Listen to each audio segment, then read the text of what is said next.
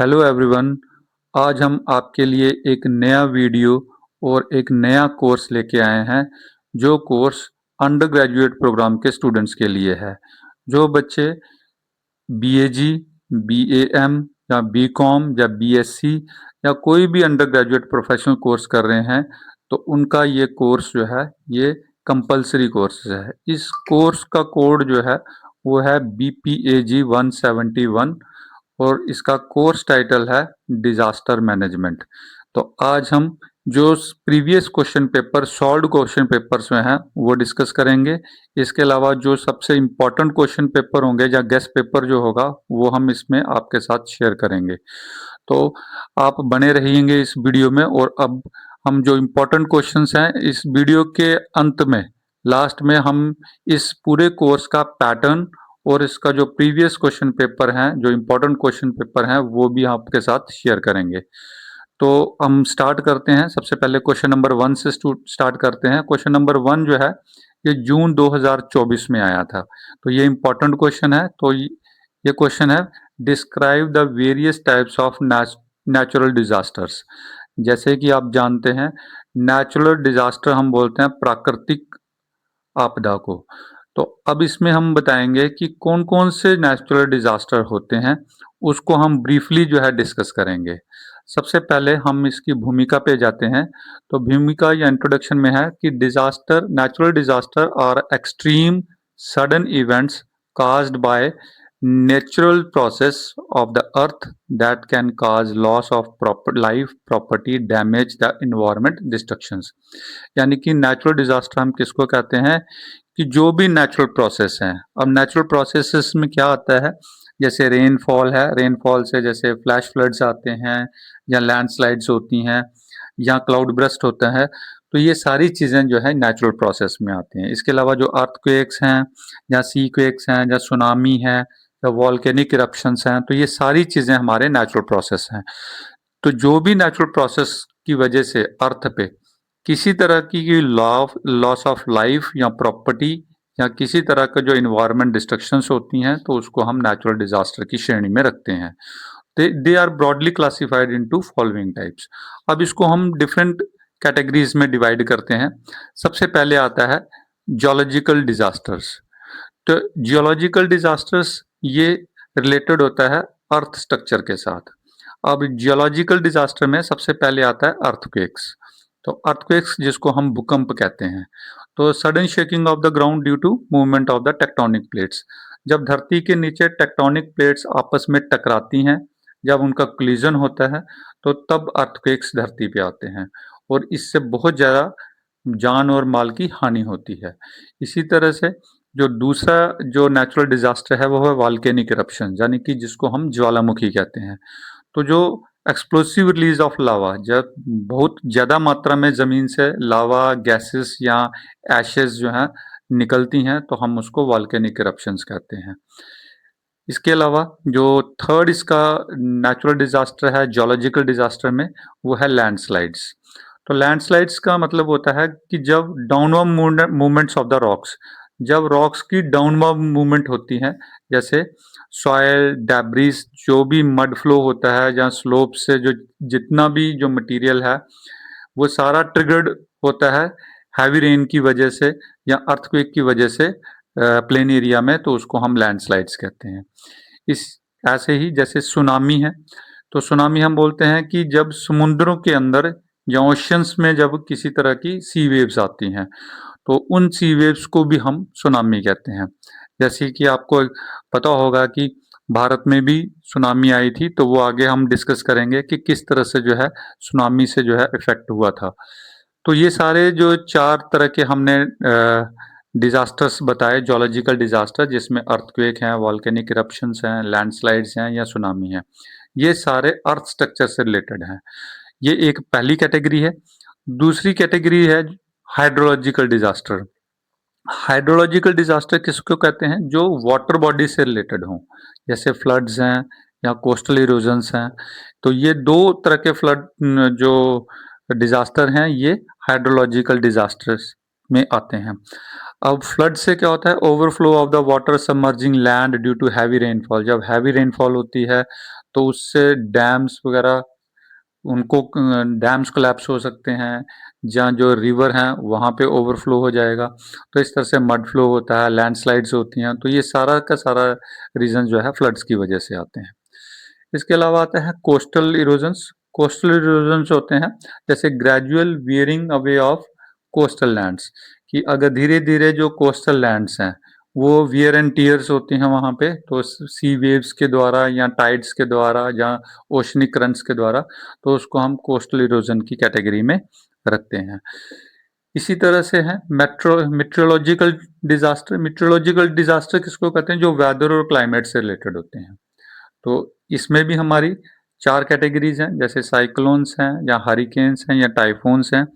अब इसमें जो हरिकेन्स होते हैं उनको हम ट्रॉपिकल साइक्लोन्स भी कहते हैं।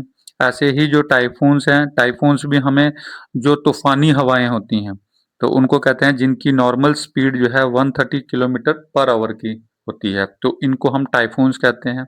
इसके अलावा जो साइक्लोन्स होते हैं, साइक्लोन्स जो होते हैं, ये जो विंड्स हाई प्रेशर से लो प्रेशर की तरफ हवाएं चलती हैं, जो इनका केंद्र होता है, जैसे जो सेंटर होगा वहां पे चारों तरफ हवाओं का घुमाव होता है, तो उसको हम साइक्लोन्स कहते हैं, तो जिसकी वजह से भी डिजास्टर्स आते हैं।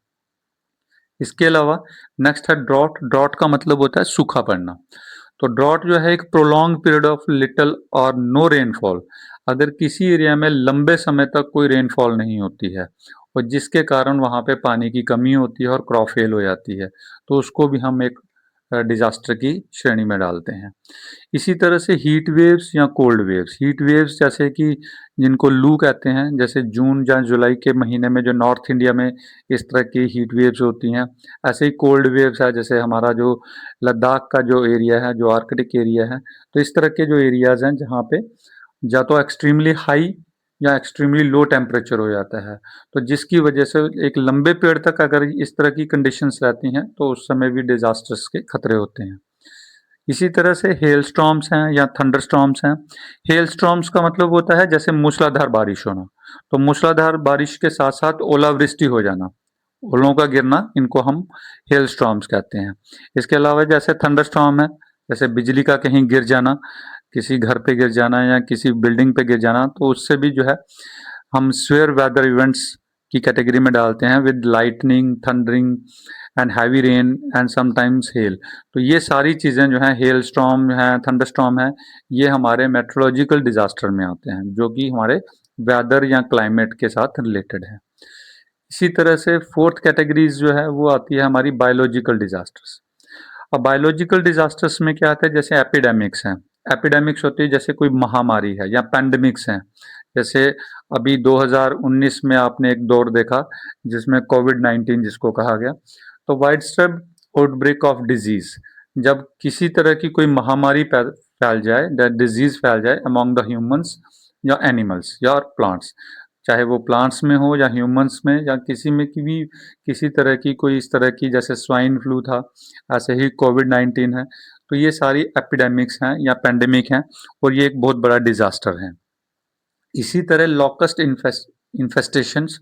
लोकस्ट इन्फेस्टेशंस का मतलब होता है जब, जैसे लोकस्ट हम बोलते हैं टिड्डियों को, तो जैसे जो लार्ज स्वैम्प एरिया हैं, जहाँ लार्ज जो एरियाज हैं, जहाँ पे जैसे जो क्रॉप एरिया है, तो वहाँ पे बहुत सारी लोकस्ट आ जाती हैं, तो पूरी की पूरी क्रॉप्स को डिस्ट्रॉय कर देती हैं। तो इस तरह से जो लोकस्ट की इन्फिल्ट्रेशन होगी, तो उससे भी जो है एक बायोलॉजिकल डिजास्टर आता है।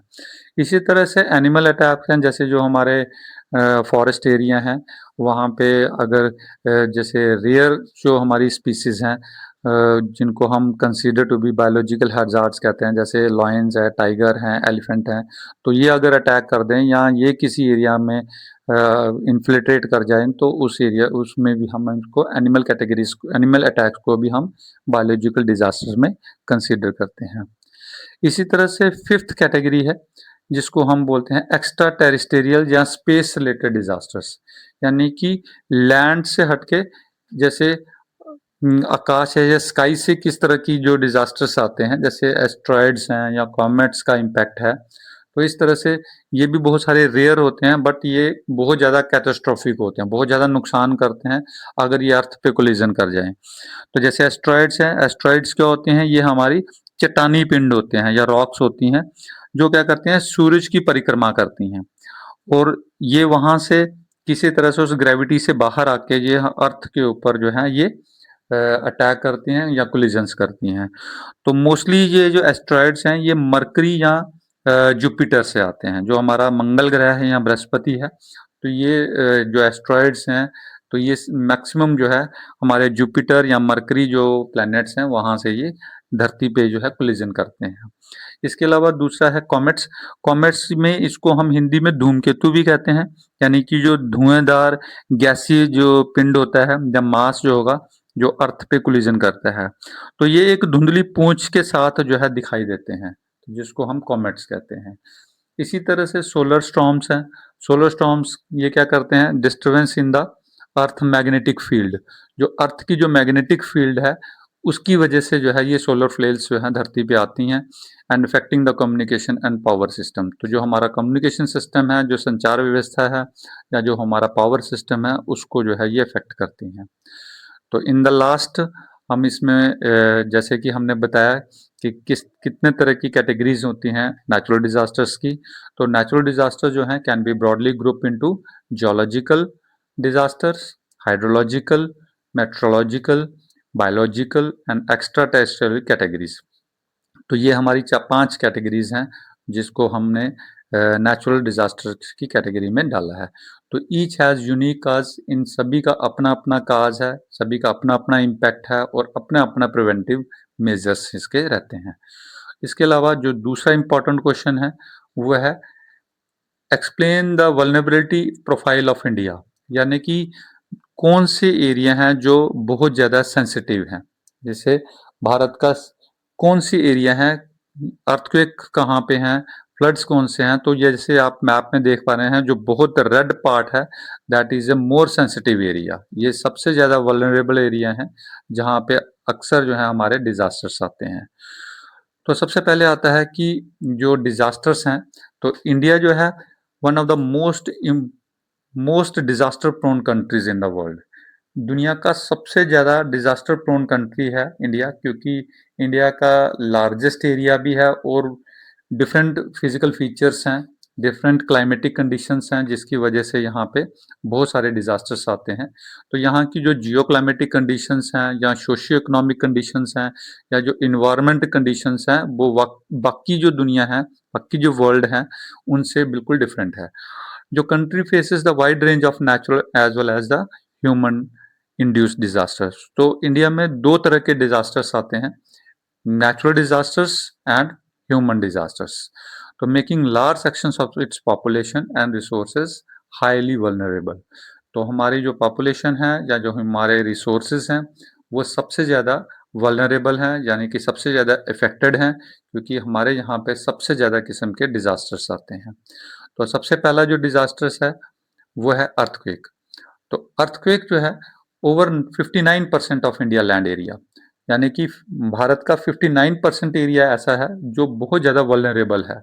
Moderate to severe seismic hazard, seismic hazard का मतलब है जो अक्सर वॉल्केनिक जहाँ अर्थक्वेक एरियाज कवर करते हैं हम। तो 59% इंडिया का एरिया ऐसा है जहाँ पे अक्सर जो है अर्थक्वेक्स आते रहते हैं मॉडरेट टू स्फीयर कंडीशंस में। इसमें जो सबसे बड़ा एरिया है वो है हिमालयन बेल्ट और इसके अलावा नॉर्थ ईस्ट इंडिया। तो नॉर्थ ईस्ट इंडिया जो और हिमालयन बेल्ट ये हमारे सिस्मिक जोन 5th में आते हैं। सिस्मिक जोन 5th का मतलब है जो हाईएस्ट रिस्क पे हैं, क्योंकि जो सिस्मिसिटी हमने डिवाइड कर रखी है तो 5 हमारे सिस्मिक जोन होते हैं, जोन 1, 2, 3, 4 और 5। जोन 1 वो एरियाज हैं जहाँ पे कम डिजास्टर्स आते हैं, लेकिन जोन 5 वो इलाका है जहाँ पे सबसे ज़्यादा अर्थक्वेक्स आते हैं। तो हमारा हिमालयन बेल्ट और नॉर्थ ईस्ट इंडिया जो है वो सबसे ज़्यादा जो है सेंसिटिव एरिया है। इसके अलावा जो मेजर सिटीज़ हैं जैसे दिल्ली है, कोलकाता है, गुवाहाटी है, श्रीनगर है, ये हमारे हाई रिस्क पे हैं, ये हाई रिस्क जो डिजास्टर्स में एरिया आती हैं। इसके अलावा नेक्स्ट जो डिजास्टर है जो जो इंडिया में सबसे ज़्यादा आते हैं वो है हमारे फ्लड्स और रिवर इरोजन्स। तो अराउंड 40 मिलियन हेक्टर्स जो हमारी लैंड है इंडिया की वो फ्लड प्रोन एरियाज में आती है, जिनमें बहुत सारी स्टेट्स हैं जैसे बिहार है, असम है, उत्तर प्रदेश है, वेस्ट बंगाल है, इनमें रिकरिंग फ्लड्स जो हैं अक्सर आते हैं। तो जैसे बिहार है, असम है, यहाँ पे तो हर साल जो है फ्लड्स आते हैं और लैक ऑफ टन्स जो मिट्टी है, टॉप सॉइल जो है वो हमारी इरोड हो जाती है। इसके अलावा जो हमारी रिवर बैंक्स हैं, जहाँ पे बहुत ज़्यादा इरोजन्स होता है, जैसे ब्रह्मपुत्र है, गंगा बेसिन्स हैं, तो यहाँ से थाउजेंड्स ऑफ पीपल जो हैं एनुअली जो है यहाँ से डिस्प्लेस होते हैं या शिफ्ट हो जाते हैं। तो फ्लड्स जो है या रिवर इरोजन जो है ये भी एक बहुत बड़ा डिजास्टर है। दूसरा इसके बाद आता है ड्रॉट। ड्रॉट होता है सूखा पड़ना। तो अबाउट 68% जो हमारी कल्टीएबल लैंड है जिस पे हम एग्रीकल्चर करते हैं वो ड्रॉट से इफेक्टेड है, यानी कि वहाँ पे हमें इरिगेशंस नहीं मिलती, यानी कि सिंचाई की कमी रहती है क्योंकि ड्रॉट की कंडीशंस रहती हैं। ऐसे कुछ स्टेट्स हैं जैसे राजस्थान है, महाराष्ट्र है, कर्नाटका है, आंध्र प्रदेश है, गुजरात है, ये मोस्ट अफेक्टेड एरियाज हैं। तो यहाँ पे अक्सर जो है ड्रॉट्स रहते हैं जिसकी वजह से यहाँ पे एग्रीकल्चर क्रॉप्स जो है वो नहीं हो पाती हैं। तो ड्रॉट्स की वजह से जो है यहाँ पे एग्रीकल्चर का लॉस होता है, वाटर की स्कार्सिटी रहती है। इसके अलावा जो रूरल एरियाज हैं वो हमेशा डिस्ट्रेस में रहते हैं। तो ये ड्रॉट की वजह से भी हमारे देश में एक डिजास्टर्स है। तो दूसरा इसके बाद आता है साइक्लोन्स। साइक्लोन्स और स्टॉर्म सर्जेस। स्टॉर्म सर्जेस होती हैं जैसे तूफान की लहरें आना। तो साइक्लोन्स जैसे 13 जो हमारे कोस्टल स्टेट्स हैं, अगर हम देखेंगे वेस्ट बंगाल से लेके साउथ में और फिर वेस्ट में हमारा जो गुजरात है, गुजरात स्टेट्स तक हम 13 स्टेट्स हैं जो कोस्टल एरियाज में आते हैं जिसमें यूटीज भी इंक्लूडिंग है।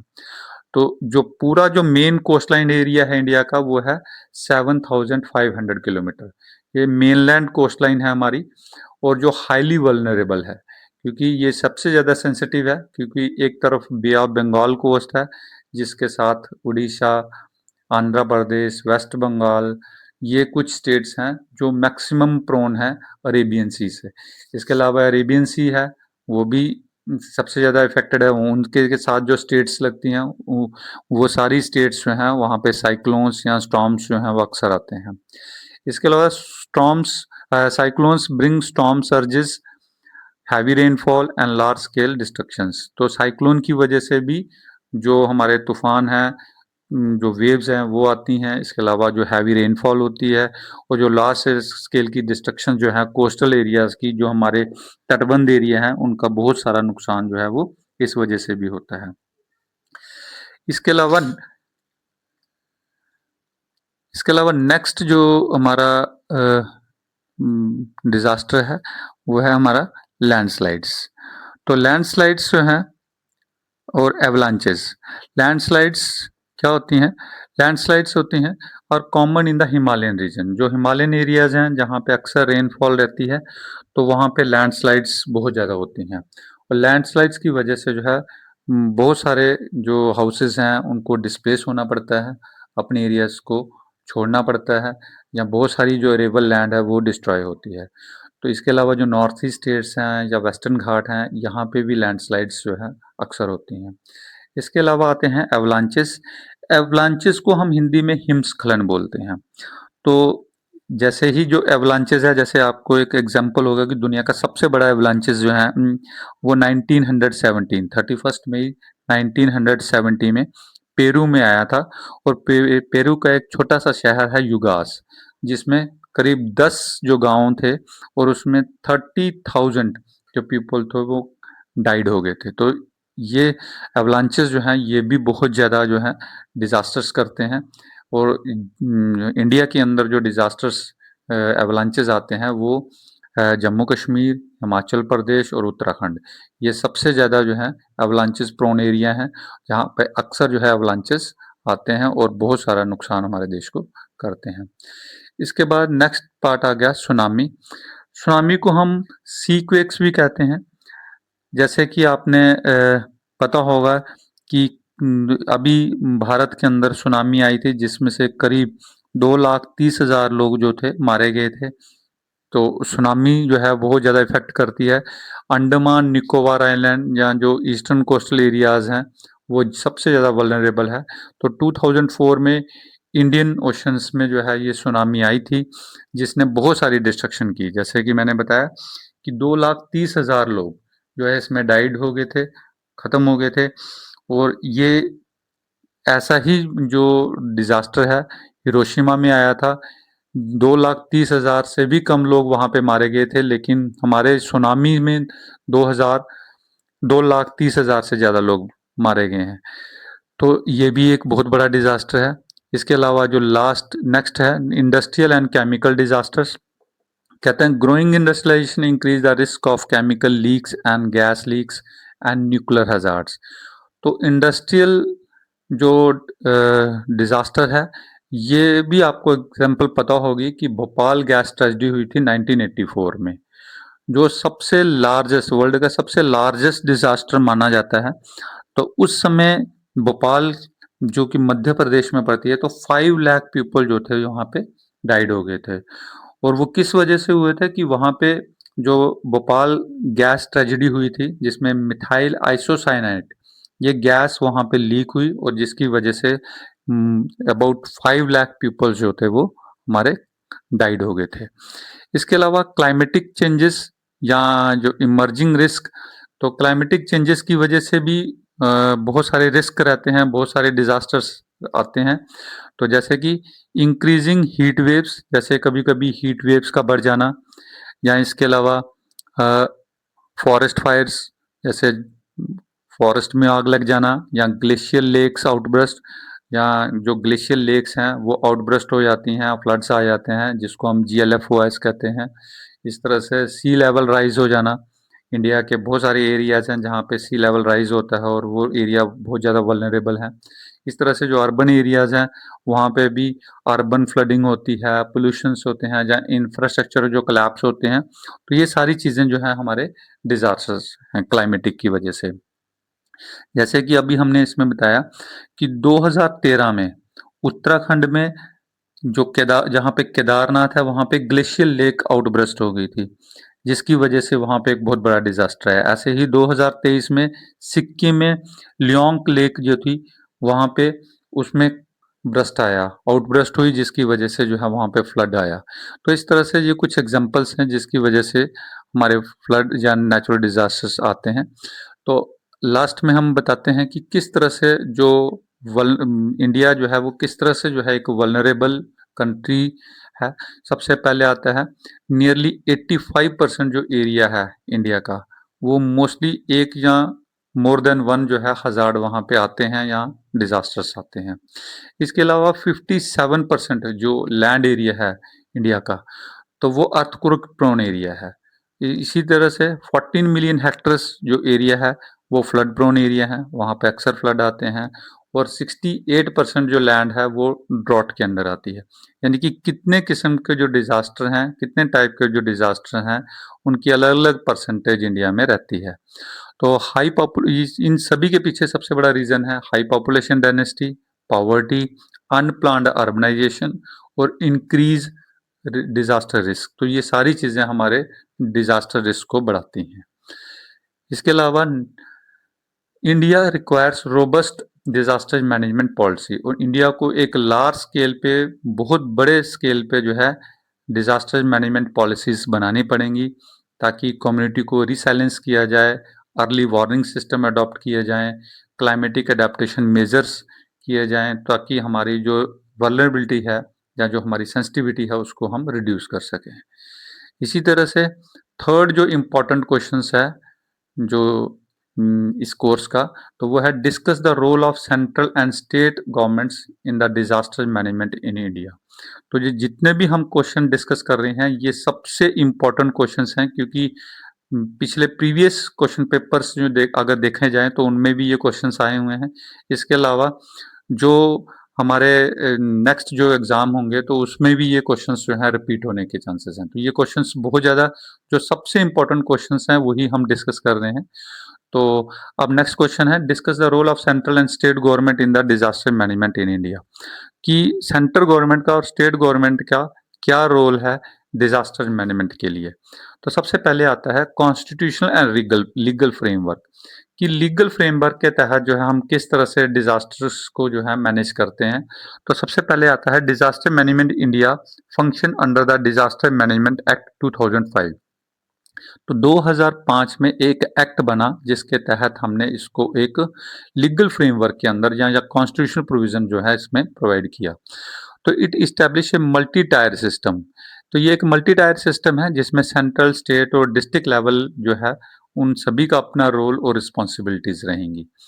दूसरा, बोथ जो सेंट्रल और स्टेट गवर्नमेंट हैं share responsibilities with central providing policies. Central government ने जो पॉलिसीज बनाई हैं उसमें स्टेट गवर्नमेंट भी उन सेम रिस्पॉन्सिबिलिटीज को वो शेयर करेंगे। तो जैसे central providing policies, coordination, financial support, while state handle local planning and response. जिस तरह से सेंट्रल गवर्नमेंट अपनी पॉलिसीज या कोऑर्डिनेशन या फाइनेंशियल सपोर्ट प्रोवाइड करेगा, तो इसी तरह से जो स्टेट गवर्नमेंट है वो भी अपनी लोकल प्लानिंग या रिस्पॉन्सेस इसके लिए करेंगी। इसी तरह से सेकंड है रोल ऑफ सेंट्रल गवर्नमेंट। अब सेंट्रल गवर्नमेंट का मेन रोल क्या रहता है? पॉलिसी और कोऑर्डिनेशन, यानी कि जो नेशनल डिजास्टर मैनेजमेंट अथॉरिटी है, तो इसका जो चेयरमैन है वो है हमारे माननीय प्रधानमंत्री जी। And lay down the policies and guidelines and plan. उनका मेन कार्य है कि इसके लिए पॉलिसीज बनाना, गाइडलाइन जारी करना और प्लान्स बनाना। यानी कि डिजास्टर से रिलेटेड कोई भी जो प्लानिंग बननी है, पॉलिसीज बननी है या गाइडलाइंस होंगी तो वो नेशनल डिजास्टर मैनेजमेंट अथॉरिटी करेगी। इसके अलावा जो नेशनल एग्जीक्यूटिव कमेटी है उसका काम है कि इन पॉलिसीज को इम्प्लीमेंट करना। नेशनल डिजास्टर मैनेजमेंट अथॉरिटी इनको पॉलिसीज बना के देंगी और नेशनल एग्जीक्यूटिव कमेटी इन पॉलिसीज को इम्प्लीमेंट करेंगी। इसी तरह से इनके साथ एक कोलैबोरेटिव स्पेशल एजेंसीज रहेंगी जिसमें नेशनल डिजास्टर रिस्पांस फोर्स रहेगी, एनडीआरएफ, जो एक स्पेशलाइज्ड फोर्स है जो रेस्क्यू और रिलीफ का ऑपरेशन करेंगी। इसी तरह से इंडियन मेट्रोलॉजिकल डिपार्टमेंट है, आईएमडी है। इसके अलावा इसरो है, इंडियन स्टेट रिसर्च ऑर्गेनाइजेशन है। इसी तरह से सीडब्ल्यूसी है, जैसे सेंट्रल वाटर कमीशन है जो फ्लड फोरकास्टिंग करते हैं या डैम या हाइड्रोलॉजिकल जो इंफॉर्मेशन है वो शेयर करेंगे। इसके अलावा जीएसआई है, GSI zoological survey of India, जो अर्थक्वेक्स या वॉल्केनिक इरप्शन से रिलेटेड जो इंफॉर्मेशन है वो जारी करेंगे। इसके अलावा इनक्वाइस है Indian natural central oceanic informative services हैं। तो ये भी ओशन से रिलेटेड जो डिजास्टर्स होंगे उसके बारे में ये हमें स्पेशलाइज्ड एजेंसीज बनाई हैं। इसके अलावा जो फाइनेंशियल सपोर्ट है, तो फाइनेंशियल सपोर्ट्स के लिए operate national disaster response fund, ये एक एनडीआरएफ फंड बनाया गया। दूसरा नेशनल डिजास्टर मिटिगेशन फंड्स, ये दो फंड्स जो हैं डिजास्टर्स को मिटिगेट करने के लिए बनाए गए हैं। And provides a financial assistance to the states. ये जिन स्टेट्स में भी डिजास्टर्स आता है तो उन स्टेट्स को ये डिजास्टर्स रिस्पांस फंड जो है वो दिए जाएंगे और उनको रिलीफ पैकेज दिया जाता है। इसी तरह से कैपेसिटी बिल्डिंग या रिसर्च इसमें आता है कि जो सपोर्ट ट्रेनिंग चाहिए, जैसे अवेयरनेस कैंपेन है या रिसर्च थ्रू इंस्टीट्यूशंस हैं, जैसे एनआईडीएम है, national institute of disaster management है। तो इनका काम होगा ट्रेनिंग देना, अवेयरनेस कैंपेन करना या रिसर्च वर्क करना। तो ये सारा कैपेसिटी बिल्डिंग और रिसर्च के अंडर आएगा। इसी तरह से जो इंटरनेशनल असिस्टेंट हैं, कुछ इंटरनेशनल बॉडीज़ हैं जिसमें डिजास्टर के टाइम पे जो फॉरेन एड देती हैं तो उनके साथ कोऑर्डिनेट करना if required and represent India and International Disaster Forum। तो इंडिया भी इस तरह से इंटरनेशनल जो डिजास्टर फोरम है उसका एक मेंबर है, तो अगर जरूरत पड़े तो हमें इंटरनेशनल असिस्टेंट भी ले सकते हैं। इसके अलावा जो स्टेट गवर्नमेंट का क्या रोल रहता है, तो सबसे पहले इनका रोल रहेगा प्लानिंग और इम्प्लीमेंटेशन। जैसे जो स्टेट हैं वो इस्टेब्लिश करेंगी स्टेट डिजास्टर मैनेजमेंट अथॉरिटी, जिसको एसडीएमए कहा जाएगा, जिसके हेड जो होंगे वो चीफ मिनिस्टर होंगे। वो पूरा प्रिपेयर करेंगे स्टेट डिजास्टर मैनेजमेंट प्लान और इसी तरह से ये इंश्योर करेंगे इसकी एग्जीक्यूशन को। दूसरा आता है ऑपरेशन रोल। ऑपरेशन रोल में deploy the state disaster response force, एक एसडीआरएफ की टीम इसके लिए फ्रेम होगी। दूसरा यूजेस लोकल एडमिनिस्ट्रेशन, जो वहाँ की लोकल या डिस्ट्रिक्ट एडमिनिस्ट्रेशन है या वहाँ की जो लोकल पुलिस है या हेल्थ सर्विसेज हैं या फिर जो फायर सर्विसेज हैं, ये सारे एज ए फर्स्ट रिस्पॉन्डर रहेंगे। जब भी कोई डिजास्टर आएगा तो इनका क्विक एक्शन जो है वो ये लेते हैं। इसी तरह से coordinate with district disaster management authority. इसके अलावा डिस्ट्रिक्ट डिज़ास्टर मैनेजमेंट अथॉरिटी जो है वो ग्राउंड लेवल पे एक्शन करेगी, जिसमें जो वहाँ के डिप्टी कमिश्नर्स होंगे वो इसमें चेयर करेंगे। इसके अलावा जो फाइनेंशियल मैनेजमेंट है, operate the state disaster response fund, ये एक फंड स्टेट लेवल पे बनाया गया जो इमीडिएट रिलीफ देगा। और इसके अलावा can request additional central assistant from NDRF, और सेंट्रल गवर्नमेंट से भी जो एनडीआरएफ है वो अपनी रिक्वेस्ट लेके अपना असिस्टेंट ले सकता है। And disaster exceed the state capacity, अगर डिजास्टर की कैपेसिटी बढ़ जाती है तो उस केसेस में सेंट्रल गवर्नमेंट जो है वो स्टेट गवर्नमेंट को जो है वो असिस्टेंट प्रोवाइड करेगा।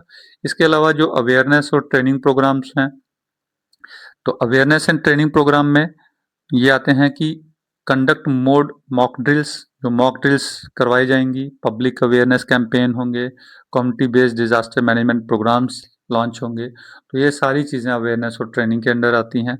इसके अलावा कोऑर्डिनेशन विद सेंट्रल एजेंसीज, कि जो भी वर्क सेंट्रल एजेंसीज हैं, जैसे अर्ली वार्निंग सिस्टम है या टेक्निकल एक्सपर्टाइज चाहिए या फाइनेंशियल सपोर्ट्स हैं, तो ये हमारा कोऑर्डिनेशन जो है वो सेंट्रल एजेंसीज के साथ रहेगा।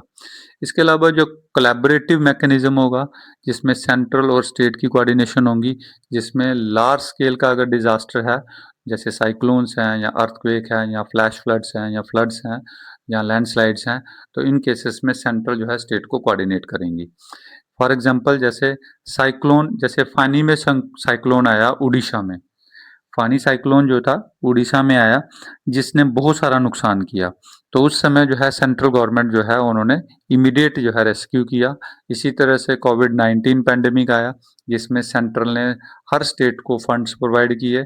इसके अलावा जो एनडीआरएफ की टीम्स थी and guidelines, while the state manage execution, तो स्टेट जो है इस तरह से इवैक्यूएशंस करेगी या लोकल रिलीफ प्रोवाइड करेगी या हेल्थ केयर डिलीवरी की फैसिलिटीज प्रोवाइड करेंगी। तो ये कोलैबोरेशन रहेगा पूरा मैकेनिज्म सेंट्रल और स्टेट गवर्नमेंट का।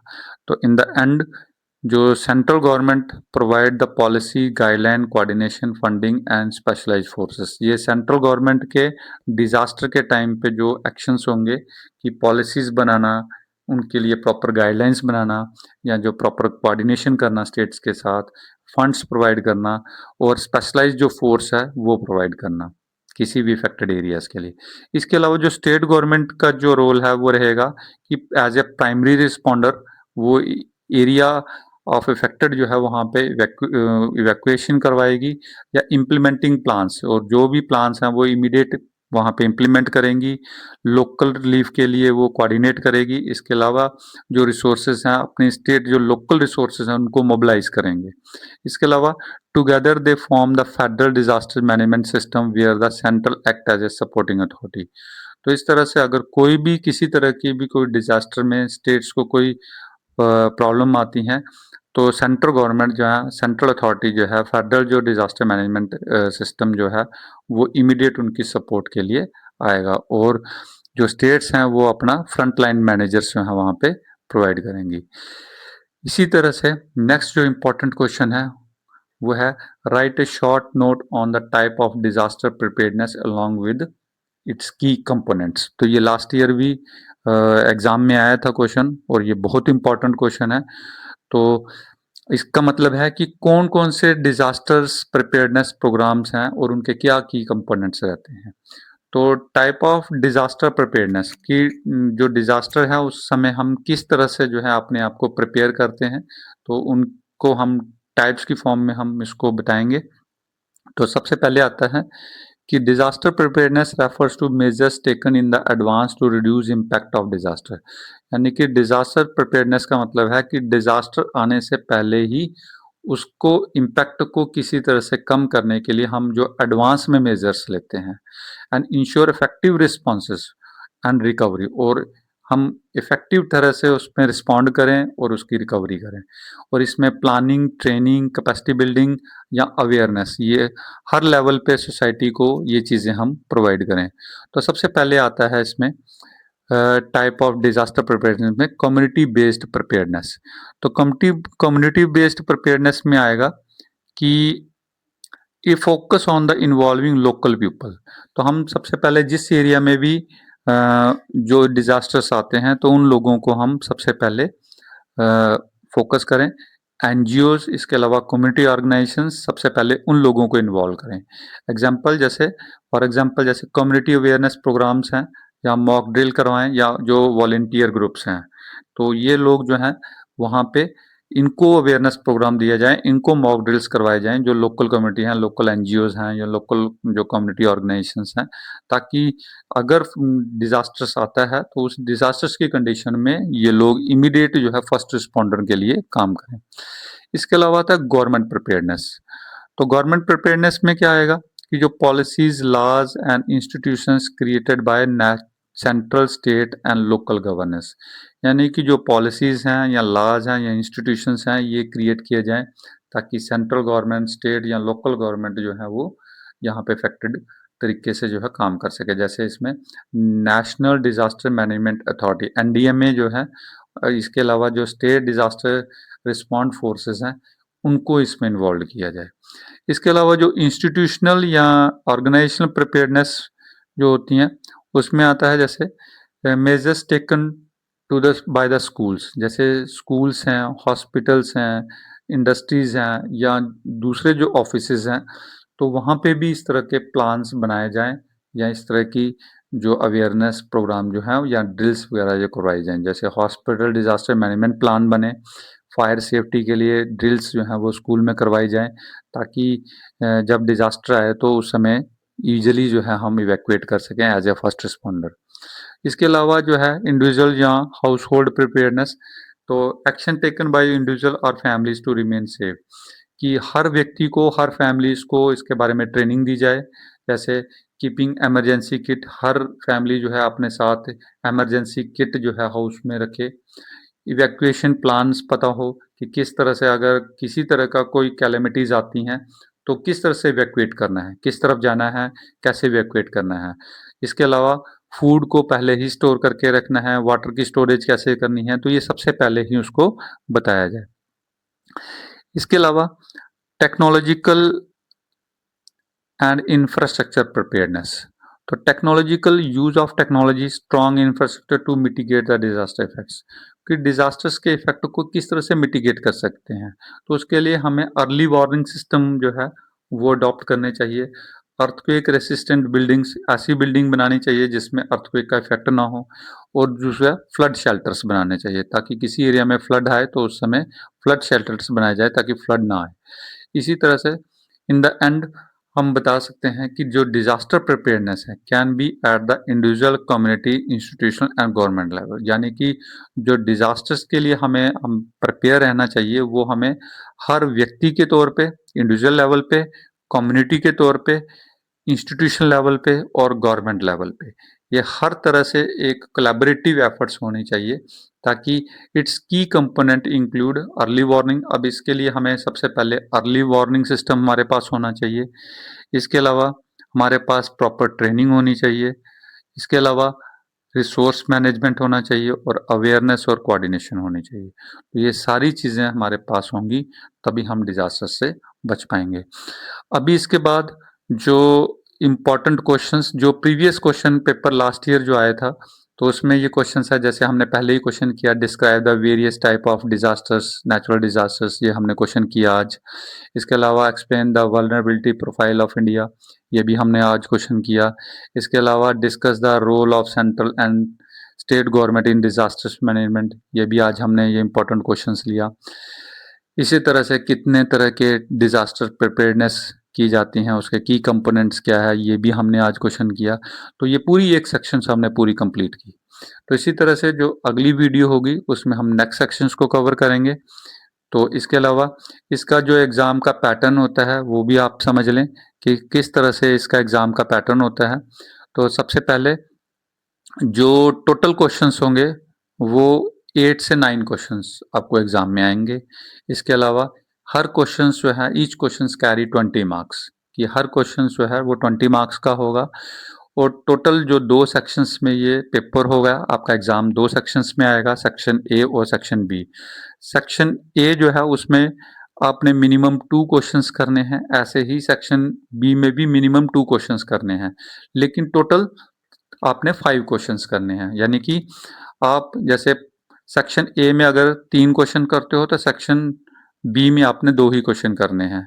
अगर आपने सेक्शन बी से 3 क्वेश्चन किए तो सेक्शन ए में से आपने 2 क्वेश्चन करने हैं, यानी कि एक सेक्शन में से मिनिमम 2 क्वेश्चंस करने हैं और उसमें से एक सेक्शन में किसी में भी आपके 3 क्वेश्चंस होने चाहिए, यानी कि टोटल क्वेश्चन आपने 5 अटेम्प्ट करने हैं और आपको 8 से लेके 10 क्वेश्चंस आपको एग्जाम में दिए जाएंगे और टोटल जो है मार्क्स जो रहेंगे वो 100 रहेंगे और इसके अलावा जो पासिंग स्कोर रहेगा वो 35 मार्क्स का रहेगा।